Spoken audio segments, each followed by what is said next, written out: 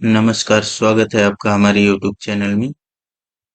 हम लोग class 9th math पढ़ रहे थे। उसके अंतर्गत पहला चैप्टर एनसीईआरटी से चल रहा था। उसमें जो है दो क्वेश्चन हम डिस्कस कर चुके हैं। इस क्लास में हम तीसरा क्वेश्चन डिस्कस करेंगे। इससे पहले एक लेक्चर इसका हो चुका है। जो लोग भी नए हैं वह पहला लेक्चर देख लेंगे, उसके बाद से यह देखेंगे तो बढ़िया से समझ आएगा। चलिए वीडियो को स्टार्ट करते हैं। तो नेक्स्ट तीसरा क्वेश्चन है, 3/5 और 4/5 के बीच 5 परिमेय संख्या ज्ञात कीजिए। ठीक है, तो मैं दो विधि बताया था परिमेय संख्या ज्ञात करने के लिए। तो किन्हीं दो संख्याओं के बीच में असंख्य परिमेय संख्याएं हो सकती हैं, तो कोई भी विधि यूज करके आप लोग निकाल सकते हैं। लेकिन ये है कि अलग अलग विधियों से जो परिमेय संख्याएं आएंगी वो अलग अलग ही आएंगी, लेकिन यह होना चाहिए कि वह दोनों जो हैं वो वह दोनों के बीच होना चाहिए। ठीक है, यह मायने रखता है कि वह जो भी संख्या आएगी परिमेय संख्या वह इन दोनों के बीच में ही होना चाहिए। भले ही आप लोग किसी भी विधि से निकालिए और कोई भी संख्या निकालिए, लेकिन इनके बीच होना ही चाहिए। ठीक है, तो चलिए प्रथम मेथड हम लोग देखते हैं, जो आसान वाला है वह पहले देख लेते हैं। तो आसान वाली मेथड में क्या है कि जितना भी परिमेय संख्या पूछा रहे उसमें क्या करना है, एक जोड़ देना है। ठीक है, और जो भी आएगा वैल्यू उससे क्या करना है, जो दिए गई संख्याएं हैं उसमें गुणा और भाग कर देना है। ठीक है, तो क्या करेंगे हम लोग, जितना भी हमें कैलकुलेट करना है, टोटल 5 परिमेय संख्याएं चाहिए। ठीक है, 5 परिमेय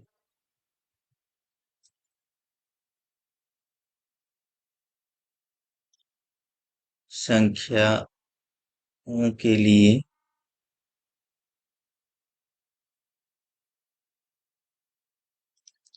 क्या करेंगे, 5+1 से दी गई संख्याओं में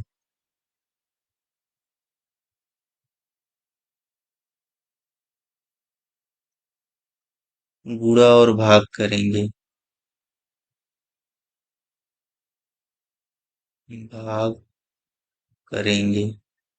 ठीक है, तो दी गई संख्याएं कौन कौन है, 3/5 है। तो इसमें यह 5+1 जो किए हैं हम लोग, कितनी संख्या ज्ञात करनी है, 5 परिमेय संख्या है। तो एक और मैंने ऐड कर दिया, यह 6 हो गया। ठीक है, तो 6 से क्या करना है, इसमें गुणा और भाग करना है। इसमें हो गया। ऐसे ही 4/5 है, तो इसमें भी क्या करना है, 6 का गुणा और 6 का भाग कर देना है। कोई फर्क नहीं पड़ेगा, क्यों, क्योंकि ये कैंसिल होकर के 1 ही होगा। तो यहाँ से यह वैल्यू हो जाएगा 18, और यहाँ पर 30। आप लोग कट मत करिएगा, सिंपली गुणा कर लीजिए, वहीं से चीजें क्लियर होंगी। यहाँ पर हो जाएगा यह 24, और यहाँ पर कितना हो जाएगा, 30। ठीक है, अब उसके बाद से क्या करना है, जो भी अंश है उसमें एक एक जोड़ते जाना है। ठीक है, यहाँ 18 है तो यहाँ पे क्या हो जाएगा, 19/30। फिर उसके बाद से क्या, 20/30। फिर 21/30। फिर 22/30। फिर 23/30। फिर 24/30। ठीक है, तो यहाँ पे देखिए इसके करेस्पॉन्डिंग यह मिला है और इसके करेस्पॉन्डिंग यह मिला है, तो इनके बीच में यह संख्याएं हैं 5। तो यही क्या हो जाएंगी, रिक्वायर्ड 5 परिमेय संख्याएं हो जाएंगी। ठीक है, अगर इसको हम लोग कैंसल करें, इसको हम लोग अगर कैंसल करें तो हमें यही मिलेगा, कितना, 3/5 ही मिलेगा। ऐसे ही अगर इसको हम लोग कट करें तो हमें क्या मिलेगा, 4/5 ही मिलेगा। ठीक है, लेकिन यह जो संख्याएं मिली हैं वह क्या होंगी, इन दोनों के बीच में ही आएंगी। ठीक है, कैलकुलेट करके आप लोग चेक कर सकते हैं। सिंपली क्या करना है, परिमेय संख्याएं निकालनी है, जितना भी दिया रहे उसमें क्या करना है, एक जोड़ लेना है। जैसे 5 यहाँ निकालना था तो हम लोग क्या करेंगे, 5 में एक जोड़ लेंगे, 6 कर लेंगे। उससे क्या करना है, जिन दो संख्याओं के बीच में हमें परिमेय संख्याएं चाहिए उसमें गुणा और भाग करते हैं। जैसे 3/5 है, इसमें हमने क्या किया, 5+1 मतलब 6 से गुणा और भाग कर लिया। ऐसे ही 4/5 में भी 6 से गुणा और भाग कर लिया। यह कितना आएगा, 18/30। यहाँ पे आ गया 24/30। तो इसको कैंसल करके यही नहीं बनाना है, 3/5 नहीं बनाना है, जो मिल रहा है उसी को गुणा करके रख लेना है। यहाँ पे हमने लिख लिया।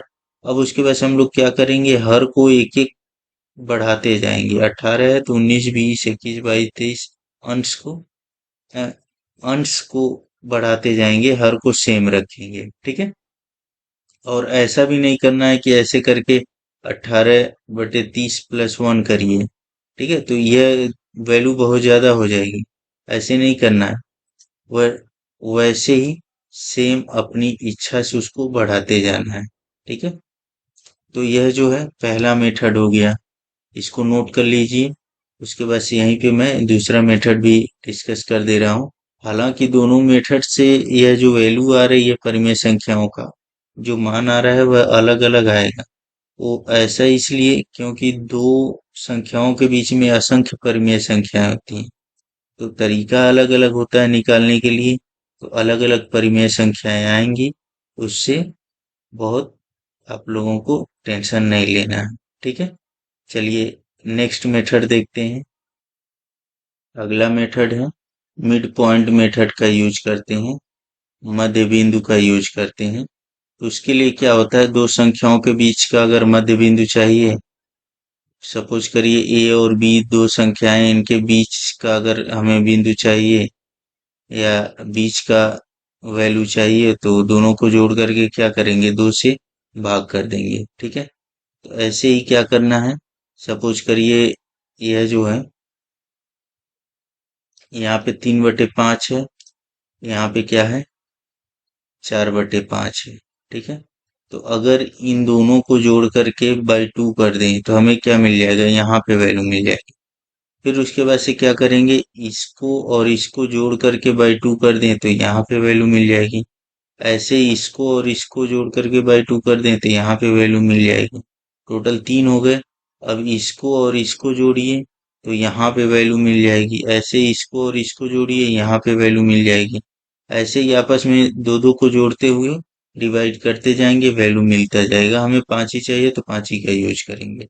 ठीक है, तो 3/5 और 4/5 के बीच में 5 परिमेय संख्याएं क्या होंगी। पहला जो हमने निकाल लिया क्या, 3/5 प्लस 4/5 बाई क्या 2। ठीक है, इन दोनों को जोड़ करके क्या करना है, बाई 2 कर देना है। तो यहाँ से कितना आ जाएगा, यह 7/5/2 मतलब क्या 7/10 आ जाएगा।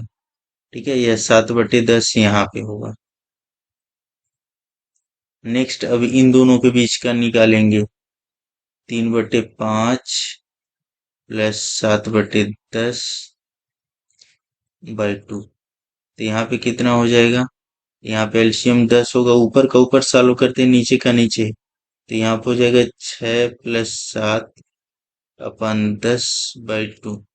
ठीक है, तो यहाँ से हो जाएगा 13 यह 10 जो है नीचे आ जाएगा, 20 हो जाएगा। मतलब इसकी वैल्यू होगी 13/20।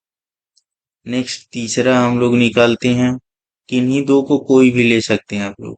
यह 7/10 और 4/5, 7/10 प्लस 4/5/2। तो यहाँ से कितना होगा, एलसीएम हो जाएगा 10, यह 7 और यह 8/2। यहाँ से हो जाएगा 15/20। ठीक है, तो यह वैल्यू हो गया। नेक्स्ट जो यह कहाँ पर होगा, यहाँ पर होगा, इन दोनों के बीच में 15/20। अभी कितना हुआ, 3 हुआ टोटल। अब उसके बाद से क्या करेंगे, या तो इन दोनों के बीच में निकाल लो, इन दोनों के बीच में निकाल लो, या इन दोनों के बीच में किसी के भी बीच में निकाला जा सकता है। नेक्स्ट जो है चौथा नंबर का, सपोज करिए हम इनके बीच का निकाल रहे हैं।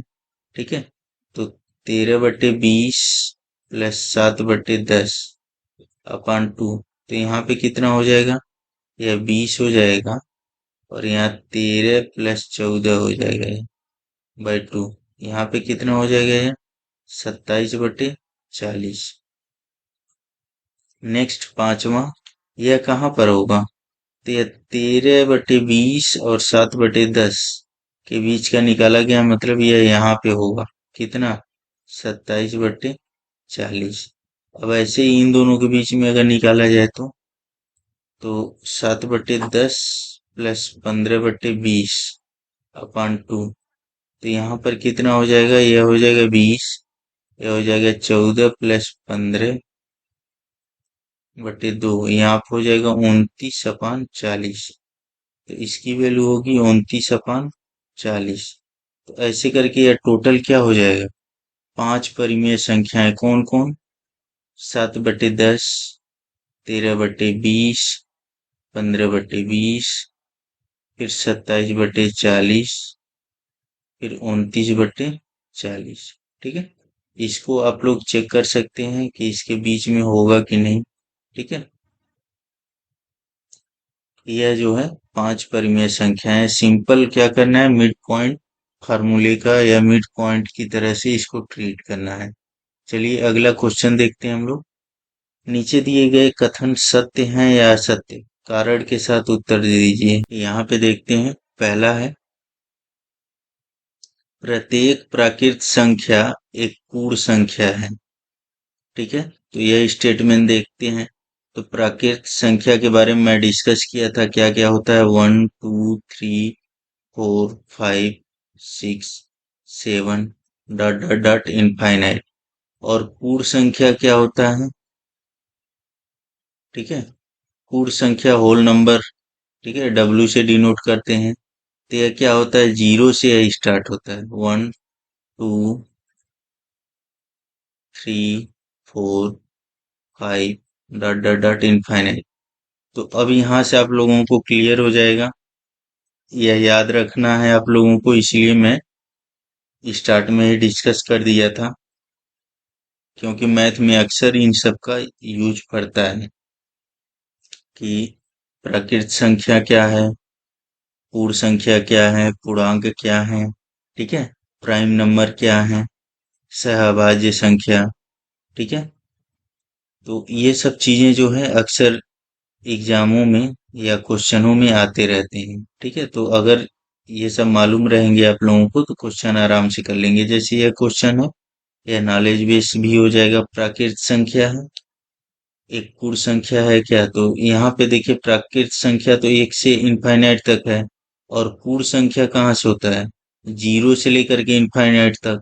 तो बिल्कुल यह सही है कि प्राकृत संख्या जो है, यहाँ से प्राकृत संख्या आ जाएगी। डब्लू को हम लोग क्या लिख सकते हैं? 0 और n ऐसे करके, मतलब यह प्राकृत संख्या जो है पूर्ण संख्या होती है। प्रत्येक प्राकृत संख्या पूर्ण संख्या होती है, लेकिन प्रत्येक पूर्ण संख्या प्राकृत संख्या नहीं होगा। क्यों? क्योंकि यह जीरो जो है अलग हो जाता है प्राकृत संख्या से। तो यह जो है कथन क्या होगा? सत्य होगा। नेक्स्ट जो है अगला देखते हैं, प्रत्येक पूर्णांक एक पूर्ण संख्या है। ठीक है, तो पूर्ण संख्या अभी अभी हम डिस्कस किए हैं, क्या होता है? 0 1 2 3 4 5 ऐसे करके इनफाइनाइट तक। और पूर्णांक क्या होता है? तो 0 पूर्ण संख्या और उसका निगेटिव, -1 2 -2 3 -3 5 4 -4, ऐसे ही डॉट डॉट डॉट, जितना पूर्ण संख्या हुआ है और उसका निगेटिव। तो बोला हुआ है प्रत्येक पूर्णांक पूर्ण संख्या है या पूर्णांक है। तो क्या यह सभी पूर्णांक जो है पूर्ण संख्या है? तो गलत है यह। क्यों? क्योंकि यह निगेटिव वाला जो पूर्णांक है वह पूर्ण संख्या के अंतर्गत नहीं आता है। तो यह क्या हो गया? गलत हो गया स्टेटमेंट। अगला है, प्रत्येक परिमेय संख्या एक पूर्ण संख्या होती है। ठीक है, तो परिमेय संख्या क्या होती है? तो परिमेय संख्या होती है जिसको हम लोग पी बाई क्यू के फॉर्म में लिख सकें। और पी और क्यू जो है क्या हो? एक पूर्णांक हो, ठीक है। और P और Q जो है सहअभाज्य भी हो, ठीक है, अभाज्य भी हो, सहअभाज्य। नेक्स्ट जो है Q की value not equal to zero, ठीक है। तो ऐसी संख्याओं को परिमेय संख्याएं बोलते हैं। तो पूछ रहा है कि क्या वह पूर्ण संख्याएं होती हैं। पूर्ण संख्याएं अभी अभी हम लोग डिस्कस किए, 1 2 3 4 5 डॉट डॉट डॉट इनफाइनाइट, इतना होता है पूर्ण संख्याएं। परिमेय संख्याएं क्या होती हैं। तो परिमेय संख्याएं मैं डेफिनेशन बता दिया आप लोगों को। तो इसके अंतर्गत पूर्ण संख्याएं, सभी पूर्ण संख्याएं परिमेय संख्याएं तो होंगी, लेकिन सभी परिमेय संख्याएं पूर्ण संख्याएं नहीं होंगी। क्यों? क्योंकि 1/2 अगर हम लोग लिखें तो यह परिमेय संख्या है, लेकिन यह क्या होगा, पूर्ण संख्या नहीं होगा। ठीक है, ऐसे ही 3/4 हमने लिखा, यह भी क्या हो जाएगा, एक परिमेय संख्या है लेकिन पूर्ण संख्या नहीं है। तो परिमेय संख्याएं पूर्ण संख्याएं नहीं हो सकती, लेकिन प्रत्येक पूर्ण संख्याएं परिमेय संख्या होंगी। तो यह भी क्या है, गलत हो जाएगा स्टेटमेंट। ठीक है, तो यह एक्सरसाइज अब समाप्त होता है। वीडियो को आप लोग ज्यादा से ज्यादा लाइक करें, शेयर करें और चैनल को सब्सक्राइब कर लें। अभी मैं छोटे छोटे ही वीडियो डाल रहा हूँ, जिससे कि ज्यादा से ज्यादा लोग अभी जुड़ सके हमसे, और जो है ज्यादा लोगों का छूट न जाए। क्योंकि एक बार छूट जाता है तो फिर कवर करने में प्रॉब्लम होती है, तो इसलिए अभी वीडियो छोटा छोटा ही रहेगा, ताकि ज्यादा से ज्यादा लोग बढ़िया से कवर कर पाए। इस वीडियो में इतना ही। धन्यवाद। वीडियो को लाइक शेयर और सब्सक्राइब करें, अपने फ्रेंड सर्कल में भी इसको सर्कुलेट करें, जिससे व्यू बढ़े और हमें मोटिवेशन मिले। धन्यवाद।